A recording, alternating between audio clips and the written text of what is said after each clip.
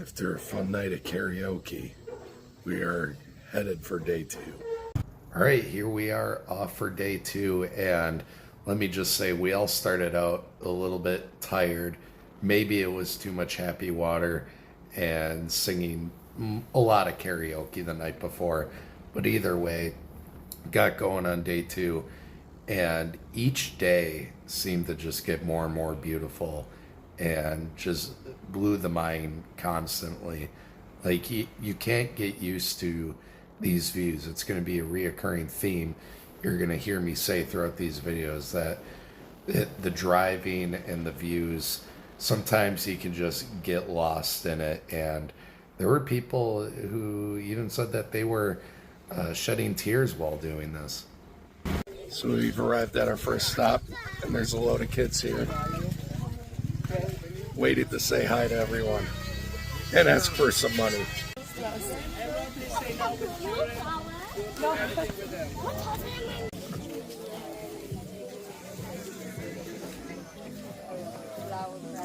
And so at that last stop, you saw some kids that became a reoccurrence throughout this trip, that sometimes there'd be these kids begging, asking for money. Funny thing, at that stop, there's a kid. This didn't hurt my feelings because I'm used to being around kids, but there's this kid came up to me and made like a little tiger claw and grabbed / tickled my tummy, and with as little English as he knew, he said, "Baby," and he just freaking lost it. Like everyone's eyes got big. I wasn't upset at all. A little kid trying to grab my tummy and say I had a big belly, but whatever. I guess that's some motivation to lose some weight. Anyways, here you see the weather is just getting really good, and this drive today, every day, it was just awesome. But day 2 and 3, we had the best weather, and it was just great.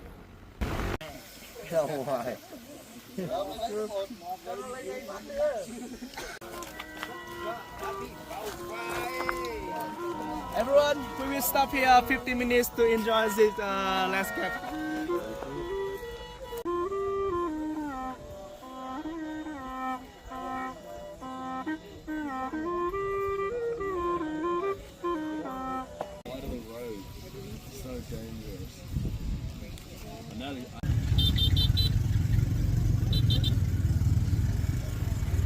So going back to what I said before, people said they got emotional while doing this. Now, I didn't shed any tears while on the Giang Loop, but there were moments where I felt like I just lost myself in the experience and wasn't worried about being on the back of the motorbike or worried about anything else. I was just taking in the views with all my senses and truly enjoying mindfully the experience as much as I could. It just felt like freedom. And I'm sure if any of you are motorcycle riders, I've heard this expression that it's just a very freeing feeling riding a motorcycle, and even just being on the back of one was such a freeing experience at times. And sometimes I just had to look at the scenery, feel the wind. I would have my visor up just like my driver does here, and just feel the wind in your face, and it felt fantastic. So for someone who doesn't ride a motorcycle or anything, this is truly a great experience. And as you get more used to it, you're not worried about flying off the bike, flying off a mountain. You truly lose yourself. So again, as I said in the last video, you can just relax. You don't have to death grip the back of the bike or anything. You just relax. You're not going to fly off. You're going to be fine. It is important to note, though, they tell you this before you start, but when you're on the bike, you don't want to be jostling around or anything. That will affect the center balance for the driver. So if you're on a little straight stretch and you need to do a touch of a scooch to reposition yourself, that's fine, but not when you're going into any turns or anything.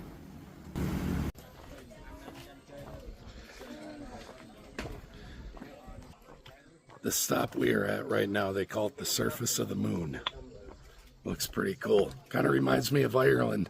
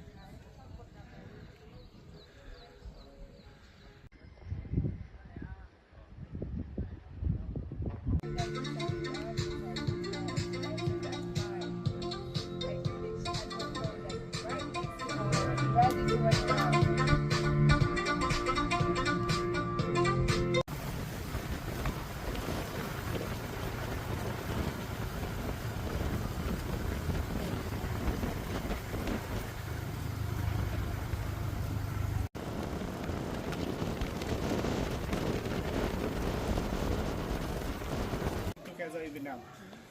Yeah, and then this is his castle.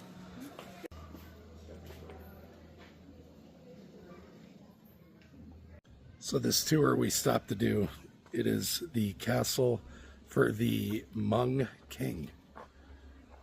It's an old, cool castle. It's pretty neat.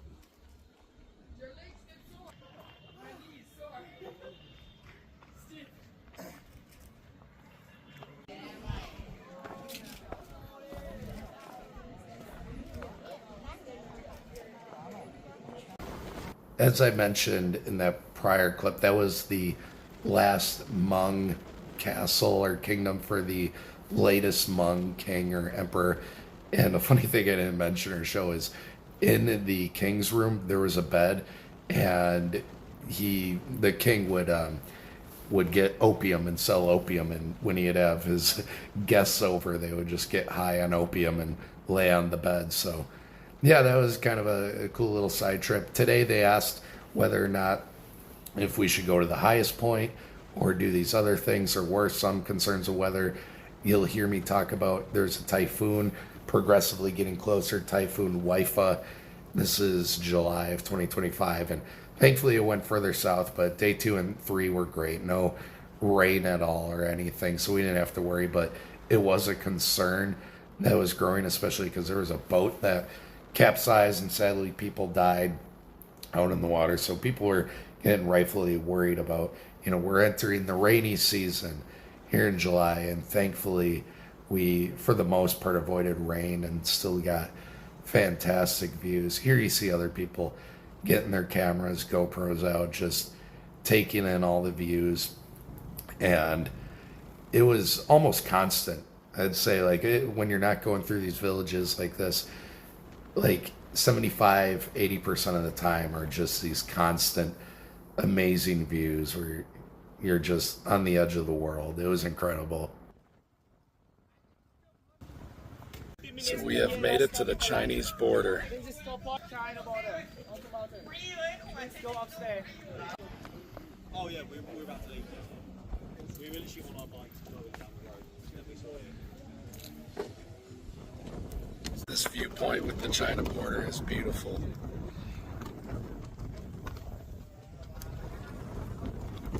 That's how far north we are in Vietnam right now.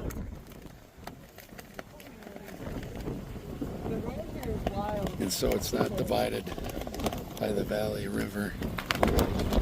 But if you can see the fence up there, everything above is China.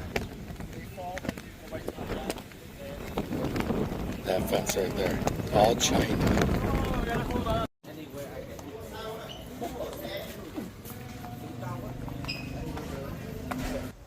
Lunchtime.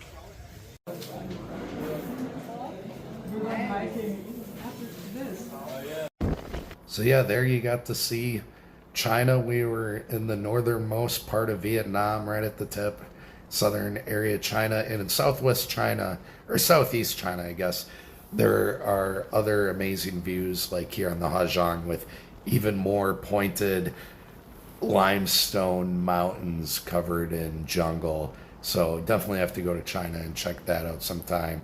And we had lunch. Didn't take any recordings of lunch, but lunch was always a good time to hang with people. And I think each day lunch got a little quieter because we would just eat. We were hungry and getting a little bit exhausted too, because this is an adventure. And even though you're not walking, you do use a little bit of strength. You do get a little bit sore, your hands, shoulders, arms, legs, everything. And even as you learn to relax more, it is a little bit of a workout on your body and your mind. Your mind's just taking all this stuff in mentally, emotionally. You're just having one of the best experiences ever. Now, I've done a 4-day excursion before through southern Bolivia, northern Chile, the Salar de Uyuni excursion, and this was the best multi-day excursions since I did Solar Day Uni. I don't know which one's better. I'd say Uni maybe a little bit for me, but this one was just also incredible as well.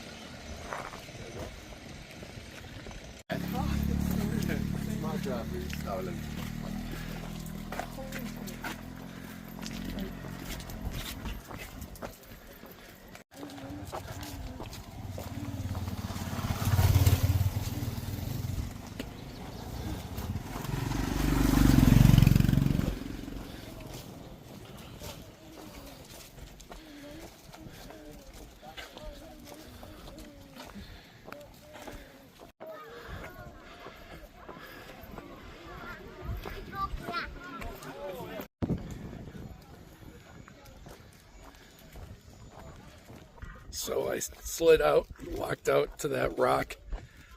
That was scary because as soon as you get out on that rock, like, it's slick. I don't know what type of rock it is. It is slick and slippery. And then it's super windy out there too.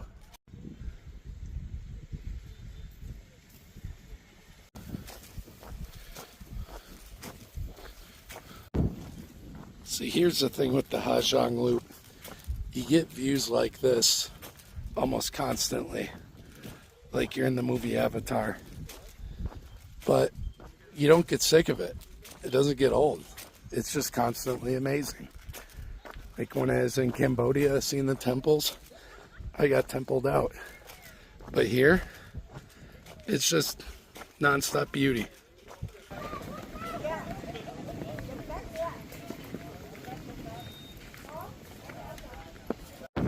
Now that last part of the video, that walk, it's about 30 minutes, and that's to that famous picture on the Giang Loop where you're sitting on the edge of the rock, and it's no photo trick. You're really sitting out there on an edge, and it is scary.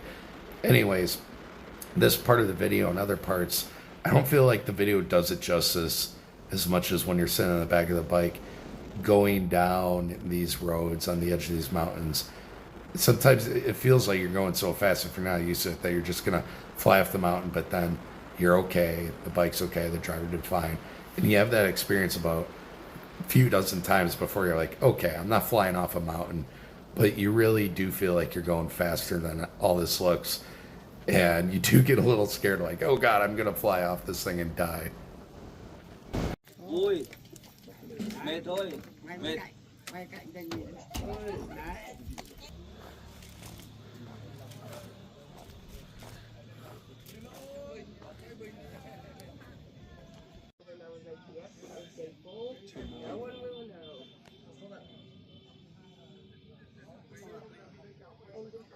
Another one of the top views right here. Just crazy.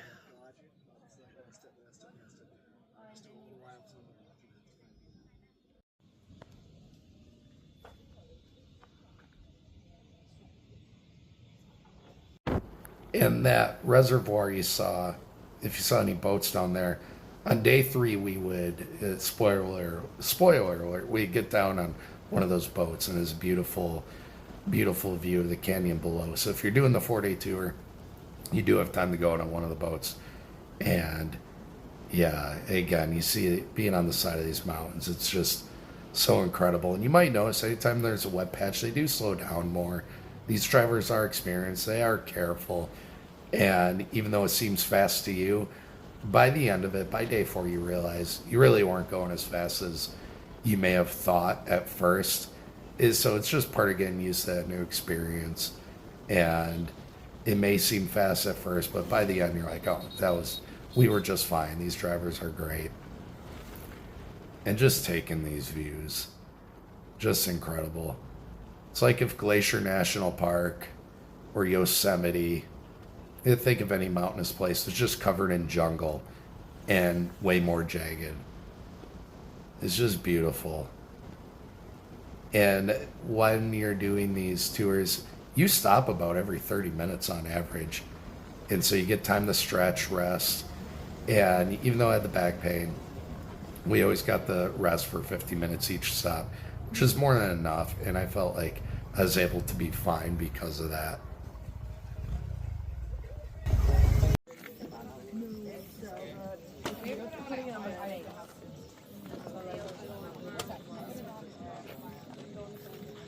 All right, this is our last stop before day 2 is in the books, and it has been epic.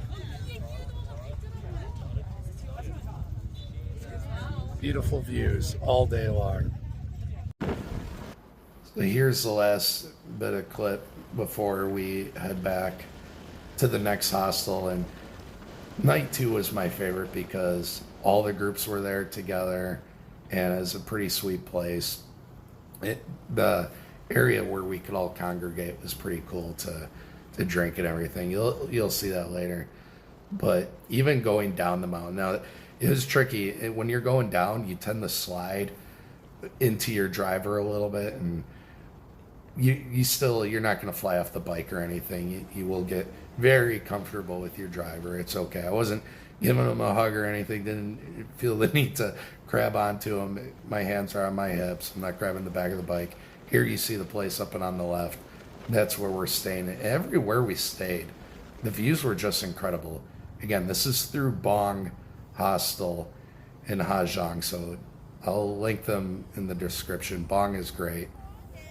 And recording this, just all the little paths. These guys can drive anywhere. They pull up to anywhere and drive on top of anything.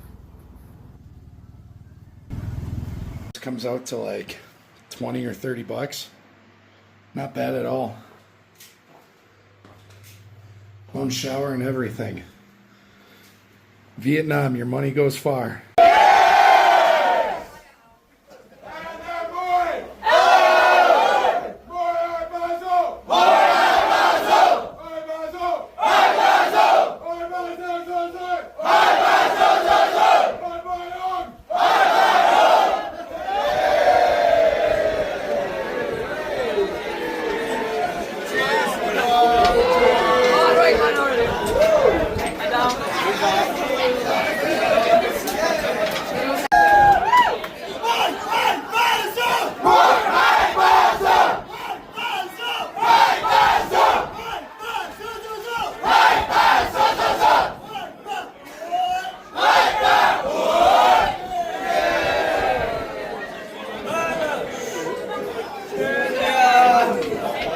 As I said in the last video, we finish every night with karaoke. There's a bunch of Aussies doing the Eagle Drop while singing the Eagle Rock song. It's an Australian thing. Don't ask. I don't know.